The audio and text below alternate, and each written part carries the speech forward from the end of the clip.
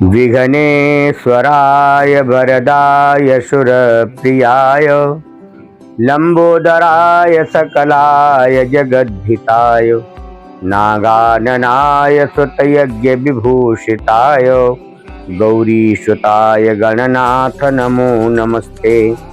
पापोऽहं पापकर्माहं पापात्मां पापसंभवा पाहि मां पार्वतीनाथ सर्वपापहरो भवा सर्वदुःखहरो भवा सर्वसंकटहरो भवा। बहुत ही सुंदर सुअवसर हमारे जीवन में यूँ तो निरंतर आते ही रहते हैं। हर दिन एक नया उत्सव नई सोच के साथ जीवन में आना होता है।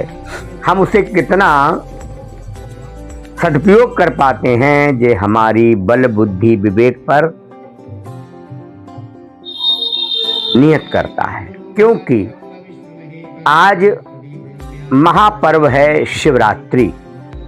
शिवरात्रि भगवान शिव का पावन दिन। यूं तो कहा गया है कि भगवान के विवाह का दिवस है। अनेक तरह के कथाएं हैं। भागवत के आधार पर राजा बलि के यहाँ 4 महीने भगवान शिव अपनी सेवा देकर भक्त के यहाँ कैलाश पर लौटते हैं। तो हम सब उनके स्वागत में महाशिवरात्रि का पावन पर्व जो आता है उनका स्वागत पूजन वंदन अभिनंदन विश्व कल्याण की भावना से सर्वे भवन्तु सुखिना की पद्धति पर हम निरंतर भगवान शिव का पावन पूजन आराधन करते हैं। और विशिष्ट शिवरात्रि पर रात्रि 4 प्रहर का पूजन भी बहुत ही महत्वपूर्ण है। उसकी शास्त्रों में बड़ी महिमा कही है। हमारे भारत के अनेकों संत अनेकों आश्रम अनेकों स्थानों पर रात्रि में भगवान शिव का चतुष्प्रहर का पावन पूजन हो रहा है। उसी श्रृंखला में आज परम सौभाग्यशाली बने हैं बाइट संस्था के मालिक अनुराग शर्मा। अनुराग शर्मा बाइट के नाम से संस्था चलाते हैं जो भोजन का काम करती है। घर घर तक भोजन पहुंचाते हैं और बहुत स्वादिष्ट व्यंजन बनाकर लोगों तक अपनी छाप छोड़ते हैं। ऐसे अनुराग शर्मा को आज भगवान शिव ने पावन सुअवसर दिया रात्रि पूजन का।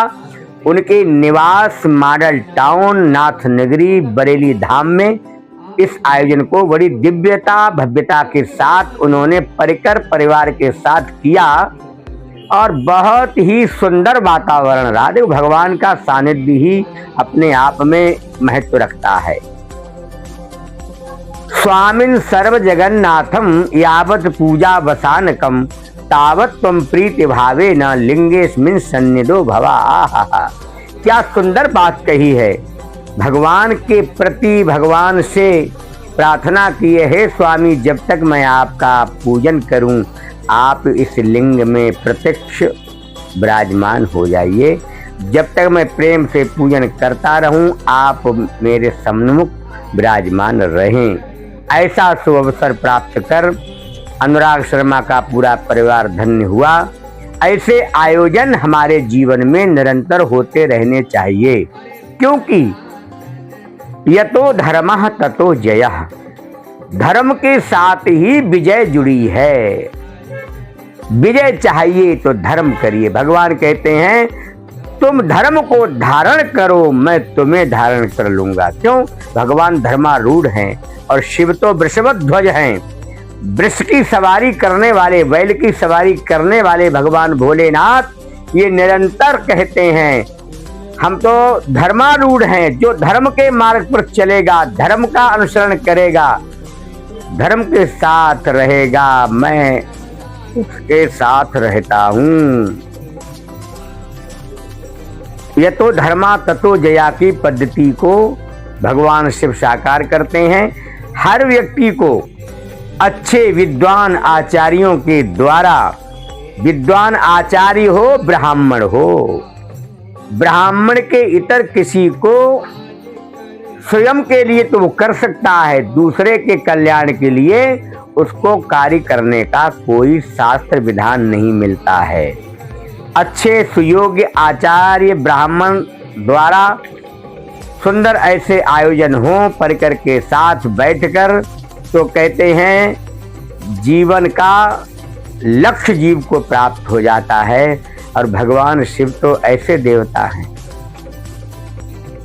कहते हैं इतना सुगम, इतना सरल और इतनी सुगम पद्धति, सरल पद्धति, बोले जल के चढ़ाए यम यातना न पावे कहूँ, चंदन चढ़ाए चित चौगनी सचेत हैं, त्रिदल चढ़ाए ते त्रिलोचन त्रिपापन को, त्रिगुणी त्रिवेणी की तरंगे कर देते हैं, और कनक चढ़ाए देत कनक निकेत हैं। कनक हमारे यहाँ धतूरा को कहते हैं, कनक सोने का वो भी कहते हैं।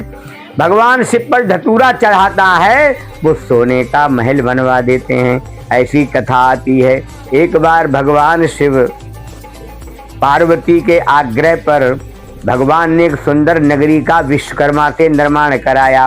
वो नगरी स्वर्ण में थी। एक बात और याद रखना, हम कोई भी धर्म कराते हैं तो आचार्य योग्य होना चाहिए, ये कथा बताती है। भगवान शिव की नगरी तैयार हुई तो बोले गृह प्रवेश होना चाहिए। तो गृह प्रवेश किससे कराया जाए? बोले गृह प्रवेश किसी भी सुयोग्य आचार्य से कराना चाहिए। जब गृह प्रवेश सुयोग्य आचार्य से होगा तो उसका फल होगा। तो भगवान शिव ने अपने शिष्य रावण को आचार्य रूप में चुना। रावण आचार्य बन के आए, विधि विधान से गृह प्रवेश कराया। अंत में भगवान शिव बोले कहो विप्र, मैं तुम्हें दक्षिणा देना चाहता हूं। और दक्षिणा क्या देना चाहते हैं? तो बोले जो तुम्हारी मर्जी, जिसमें तुम प्रसन्न हो वो दक्षिणा दूंगा। यजमान को चाहिए आचार्य को वो दक्षिणा दे जिससे आचार्य प्रसन्न होकर जाए। रावण ने कहा प्रभु यदि आप दक्षिणा ही देना चाहते हैं तो मेरा मन है जिस नगरी का आपने गृह प्रवेश कराया है यही हमें दे दीजिए। क्यों? आप तो कंदराओं में रहते हैं, कैलाश पर रहते हैं, मेरे काम आ जाएगी। भगवान ने तत्काल अपने आचार्य रावण को वो नगरी संकल्प में दे दी। जब दे दी, जब संकल्प में दे दी तो क्या दिया? जानते हैं क्या दिया? जब संकल्प में दे दी तो संकल्प में देने के बाद भगवान शिव चले गए। पार्वती बोली आपने तो मेरे लिए कुछ नहीं किया। तो उन्होंने कहा मेरे भाग्य में ही नहीं है।